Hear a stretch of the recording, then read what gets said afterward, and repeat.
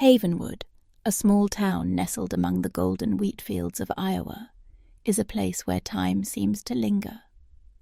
Dirt roads wind past white wooden houses, ancient oaks cast cool shade, and every morning the church bell rings, mingling with the scent of freshly cut grass and the chirping of sparrows.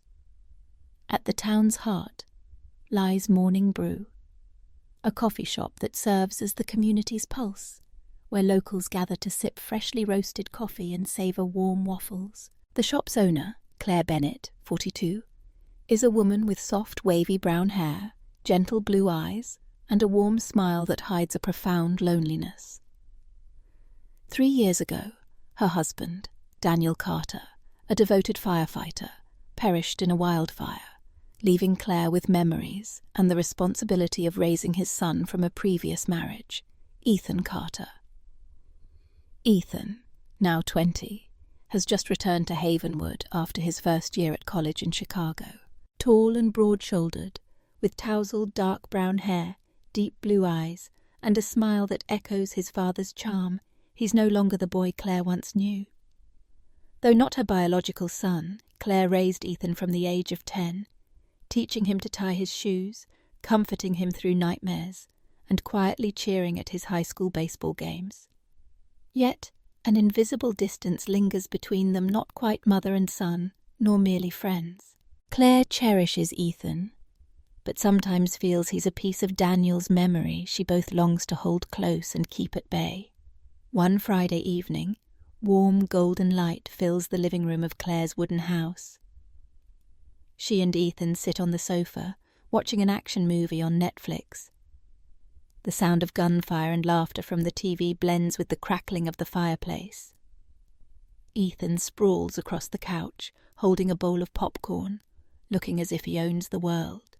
Claire sits at the other end, sipping chamomile tea, trying not to dwell on the stack of bills at the coffee shop or the emptiness in her heart. But then she glances at Ethan, and her breath catches. He's no longer the scrawny boy who clung to her in fear. His shoulders are broader, his voice deeper, and his smile carries an unfamiliar allure. "You okay, Claire?" Ethan asks, his gaze catching hers as if sensing her stare. "Yeah, just tired," Claire replies quickly, turning away, her cheeks flushing. She tries to focus on the movie, but Ethan's eyes unsettle her. He chuckles softly, offering the popcorn bowl. "Have some. Don't let me eat it all." Claire smiles, taking a few kernels, but her hand trembles slightly. She tells herself it's just a fleeting moment, but deep down she fears something is stirring. She looks out the window, where moonlight bathes the wheat fields, wondering if she's imagining too much, or if a new breeze is indeed blowing through Havenwood, carrying something she's not ready to face. In the days that follow, Claire begins noticing small details she previously overlooked. Ethan shows up at the coffee shop at odd hours, bringing a vanilla latte from the Starbucks in the next town because I know you like these. He lingers closer than usual, his gaze carrying an enigmatic depth. One morning, as Claire arranges cookie jars on the shelf, Ethan walks in, holding a bundle of vibrant wildflowers picked from the field behind the house. "For you?" he says with a faint smile. "This place needs some colour." Claire smiles, thanking him, but as she places the flowers in a vase, her hands tremble. She tells herself it's just the thoughtfulness of a young man, but unease creeps into her heart. That evening, Claire decides to cook Ethan's favourite dish, a hearty potato casserole. As they sit across from each other at the dining table, the overhead lamp casts shadows across Ethan's face. He talks about Chicago, the rock concerts, the bustling streets. But then he pauses, looking directly at Claire. "Chicago doesn't have any place that feels like here. Because here, I have you." His words catch her off guard. She forces a smile, saying, "You always know how to make me feel good. But as she clears the plates, her hand brushes against his. A jolt runs through her, and she turns away quickly to hide her flushed cheeks. That night, Claire lies in bed, her mind in turmoil. Ethan is Daniel's son, the boy she promised to care for. Yet his eyes, his voice, make her feel less alone. She recalls the days after Daniel's death, when she and Ethan cleaned out his garage, finding the old bicycle Daniel had promised to fix for him. They laughed, cried, and shared their grief. But now, Ethan is a man, and that truth terrifies her. She rises, opens the window, letting the night breeze in, hoping it will carry away the chaotic thoughts swirling in her mind. Claire's unease grows stronger. Ethan becomes a constant presence in her life. He fixes a leaky pipe at the coffee shop, repaints the front fence, and offers to drive her to the market in Daniel's old pickup truck. These moments seem innocent, but each time their fingers touch, or Ethan's gaze lingers too long, Claire's heart races. One afternoon, a sudden rain pours over Havenwood. Claire and Ethan dash into the backyard shed to grab tools to fix a leaking roof. In the cramped space, the scent of damp wood mixes with their breath. As Claire reaches for a hammer, she stumbles, and Ethan catches her. His hands encircle her waist, and they stand so close she can feel his warmth. "You okay?" he asks, his voice low, eyes locked on hers. Claire nods, hurrying outside, leaving him in the dim shed. But that night, seeing her reflection in the mirror, her cheeks are flushed, and a mix of guilt and excitement surges within her. The next day, Ethan brings a blue wool scarf to the coffee shop. "Saw this at a fair," he says. "It reminded me of you." Claire holds the scarf, feeling its softness, but a storm rages inside her. She wants to refuse it, but Ethan's smile silences her. "Thank you," she murmurs, turning away to hide her unease. Later, as she wraps the scarf around her neck in front of the mirror, she can't deny she likes feeling noticed, something she hasn't felt since Daniel's passing. She wonders if she's imagining things, or if something is truly shifting, thrilling, and terrifying her in equal measure. Havenwood hosts its annual autumn fair, where townsfolk gather to enjoy apple pie, play games, and dance under glowing lanterns. Claire manages Morning Brew's coffee booth, busy pouring lattes and chatting with customers. She tries not to think of Ethan, but he appears, wearing a flannel shirt, holding 2 steaming cups of cider. "Take a break," he says, handing her one. Claire smiles, accepting the cider, and they walk to the bonfire area, where the smell of burning wood and laughter fills the air. By the firelight they reminisce about old times camping trips with Daniel, evenings roasting marshmallows by Lake Seneca. Ethan laughs, recalling the time he burned a marshmallow, and Daniel teased him for a week. Claire laughs too, feeling the ache of Daniel's absence soften momentarily. But then Ethan looks at her, his eyes profound. "You know, moments like this remind me Havenwood is home. Because of you." Claire's heart pounds. She wants to break the tension, but his gaze holds her. As the band plays a slow country tune, Ethan extends his hand. "Dance with me?" he asks. Claire hesitates, but takes his hand.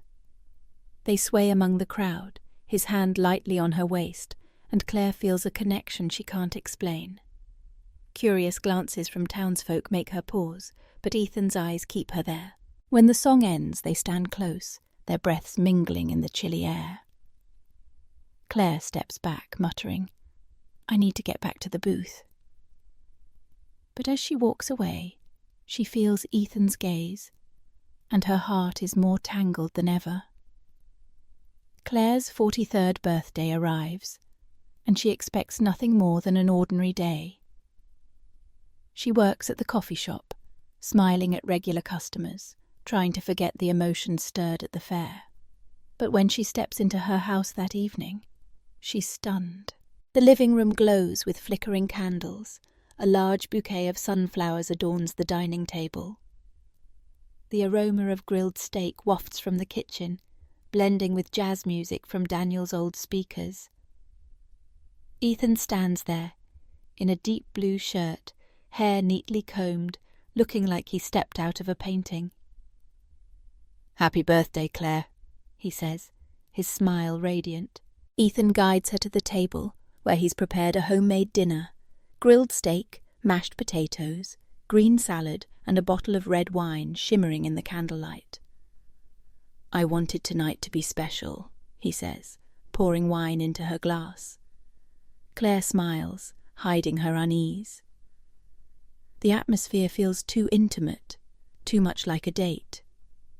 She sips the wine, her heart pounding.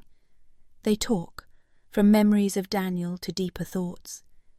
Ethan looks into her eyes, saying, "Claire, you deserve to be happy. I don't understand why someone like you stays so alone." His words choke her. She wants to protest, but his gaze, sincere and intense, silences her. Ethan reaches out, touching her hand on the table. His fingers are warm, and time seems to stop. Claire feels her boundaries blur.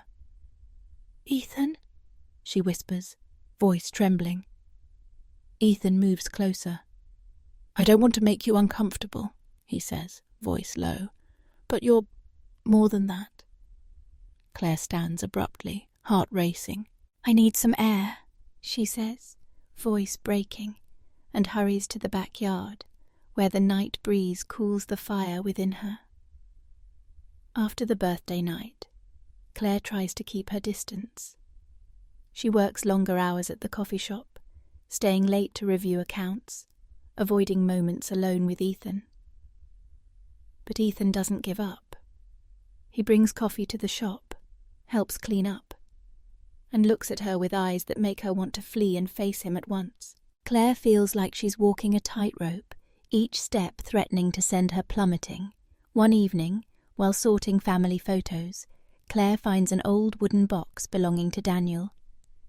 Inside are pictures of the three of them, Claire, Daniel and Ethan, taken at Lake Seneca. One photo makes her smile. Ethan, age 12, holding a tiny fish, beaming. But then she finds a handwritten note from Daniel. "Claire, if I'm gone, take care of Ethan, but don't forget to take care of yourself." The note brings tears to Claire's eyes. She clutches the box, unaware Ethan has entered. "You okay, Claire?"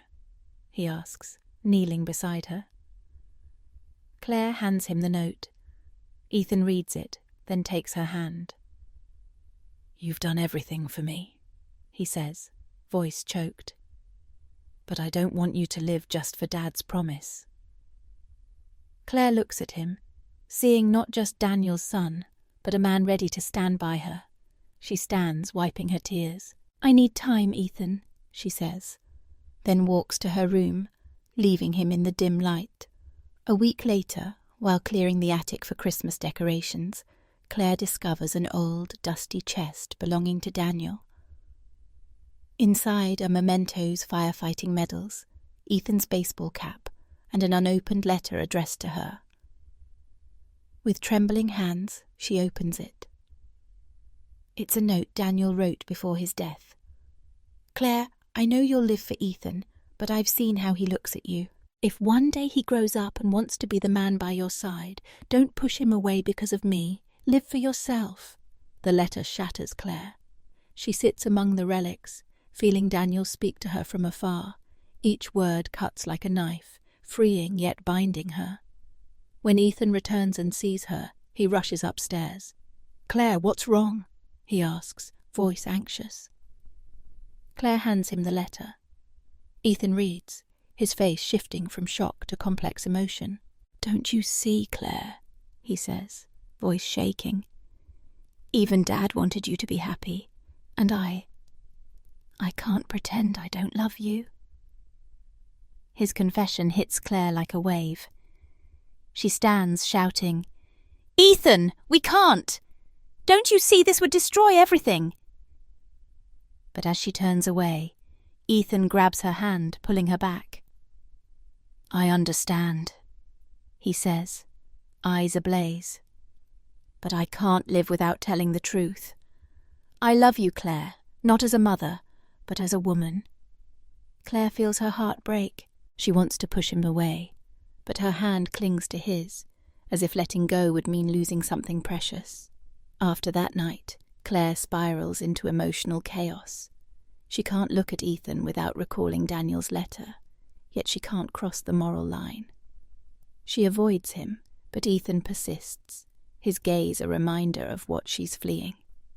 One afternoon, a massive storm hits Havenwood. Winds howl, rain pours, cutting power and flooding roads. Claire is at the coffee shop, about to close, when Ethan appears, soaked. "I couldn't leave you here alone," he says firmly. They're trapped in the shop all night. In the darkness, lit only by a candle, Claire and Ethan can't escape each other. "You're scared to face me, aren't you?" Ethan asks, voice low. Claire doesn't answer, but her tears speak volumes. He steps closer, placing a hand on her shoulder. "I don't want to hurt you, Claire." Claire looks at him, and in a moment of weakness, she lets him hold her. His warmth makes her want to forget all limits, but she pushes him away. "We can't, Ethan," she says, voice breaking. As the storm subsides, Ethan stands. "I'll go, but not because you want me to, because I love you enough to not want you to suffer." Claire sits, watching the candle flicker out, her heart melting. She knows he's right, but it doesn't ease the pain. She looks out the window where rain still falls, wondering if she can live without facing what her heart demands. Days after the storm, Jack Thornton, an old friend of Daniel's, arrives in Havenwood. A retired firefighter who worked with Daniel, Jack knows their family well. He visits to see Claire and Ethan, bringing untold stories about Daniel. Sitting at the coffee shop sipping black coffee, Jack recounts how Daniel spoke of Claire with pride. "He always said you were the strongest person he knew," Jack says, looking at Claire warmly. Ethan listens as Jack speaks. When Jack mentions Daniel's worries about Claire's future, Ethan interjects. "Dad always wanted her to be happy, didn't he?" Jack nods, glancing between Ethan and Claire. "Daniel wanted you both to live well, even without him." His words choke Claire. She feels Daniel's presence through Jack, reminding her of what she's avoiding. After Jack leaves, Claire stands at the counter, mind reeling. Jack has stirred emotions she tried to bury. She recalls Daniel's letter, Ethan's eyes in the storm. She wonders if she's denying happiness out of fear, or because she truly believes it's right. Ethan enters, looking at her gently. "You okay, Claire? Jack made you think of Dad, didn't he?" Claire nods, avoiding his gaze. She knows if she looks at him, she won't hold her boundaries. One afternoon, Claire decides to clean Daniel's old room, a space she rarely enters since his death. Ethan, home by chance, offers to help. They open old boxes, finding Daniel's relics, a firefighting jacket, letters to colleagues, and a small notebook. In it, Daniel wrote about life, Claire, and Ethan. One passage stops them.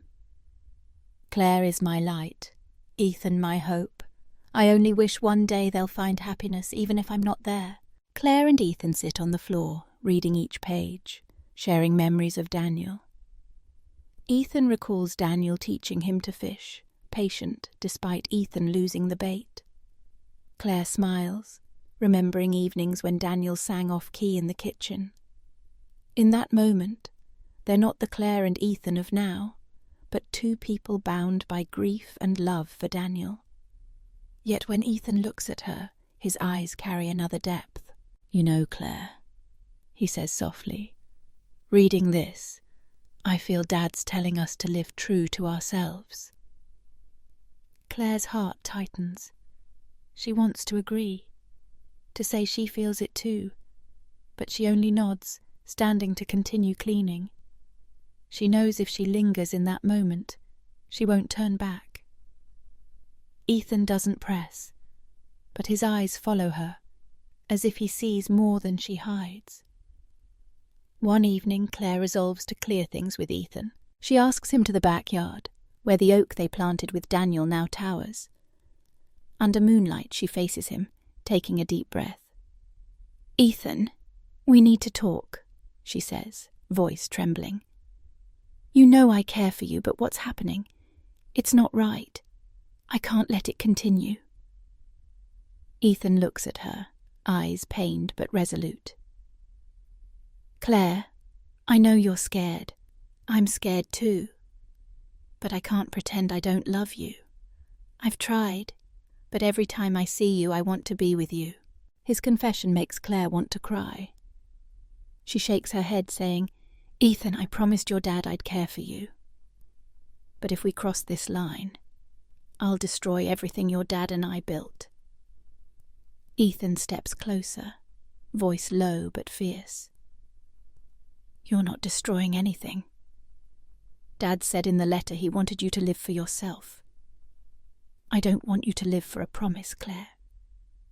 I want you to live for you." Claire feels her heart stop. She looks into his eyes, seeing sincerity and love she can't deny. For a moment she wants to hold him, to forget all boundaries. But she steps back, tears streaming. "I can't, Ethan," she says, voice choked. "Not because I feel nothing, but because I can't live with the consequences." After their talk, Claire thinks things are settled, but Havenwood is a small town where everyone knows everyone's business. One morning, Martha, an elderly neighbour, visits the coffee shop and tells Claire, "I saw Ethan fixing my roof after the storm. He mentioned you, Claire. Said you're the most important person to him." Her words unsettle Claire. She didn't expect Ethan to share so much, and she worries the town is starting to notice. Days later, at a community meeting to plan the Christmas festival, Claire senses curious glances. A woman, Ellen, asks, "Is Ethan staying in Havenwood long? He seems very attached to you." The question seems harmless, but Claire feels scrutinized. She forces a smile, saying, "He's just here for the summer," but inside she knows whispers are beginning. Havenwood loves her, but it's a place where secrets rarely stay hidden. The gossip makes Claire reflect. She wonders if she's right to push Ethan away, or if she's afraid of what the town might think. She recalls Daniel's letter, Ethan's eyes. Standing in the coffee shop, looking at the wheat fields, she feels she needs a decision not just for Ethan but for herself. After days of struggle, Claire knows she must end things. She calls Ethan to the coffee shop, where they're alone. "Ethan," she says firmly, "you need to leave Havenwood. Not because I hate you, but because I don't want us to do something wrong." Ethan looks at her, eyes full of pain. "You're sending me away?" he asks. Claire nods, tears falling. "It's the only way." Ethan doesn't argue, but his eyes say everything. He nods, leaving without another word. Claire sits, feeling her heart tear apart. She thinks it's over, that she did right. But days later, while cleaning the shop, Martha visits and says Ethan fixed her roof after the storm. "He talked about you, Claire," she says. "Said you're the strongest woman he knows." The words choke Claire. She realizes Ethan didn't leave just because she asked, but to shield her from their shared emotions. That night, Claire stands in the backyard, gazing at the moonlit wheat fields. She thinks of Daniel, of Ethan, wondering if she truly did right. She wants to call him back, but knows she can't. She must let him go, though it hurts more than anything. Holding the scarf Ethan gave her, she clutches it tightly, crying silently, letting the night breeze carry her pain. 3 weeks later, Ethan leaves Havenwood, returning to Chicago for school. Before going, he leaves a note on the kitchen table. "Claire, I'll always be here if you need me. Live for yourself." Claire stands in the front yard, watching Ethan's truck disappear down the dirt road amid swaying wheat fields. She feels both relief and emptiness, as if part of her left with him. But Havenwood moves on, and so does Claire. She joins a painting class, sketching wheat fields at sunset. She buys a bicycle, riding winding roads, feeling the breeze in her hair. She talks more with Martha, Ellen and neighbours, reconnecting with the community she'd neglected. Each morning, opening the coffee shop, she looks at the fields, questioning if she did right. She misses Ethan, his smile, his eyes, the way he made her feel alive. But she knows she must find herself, not just for Ethan, but for her.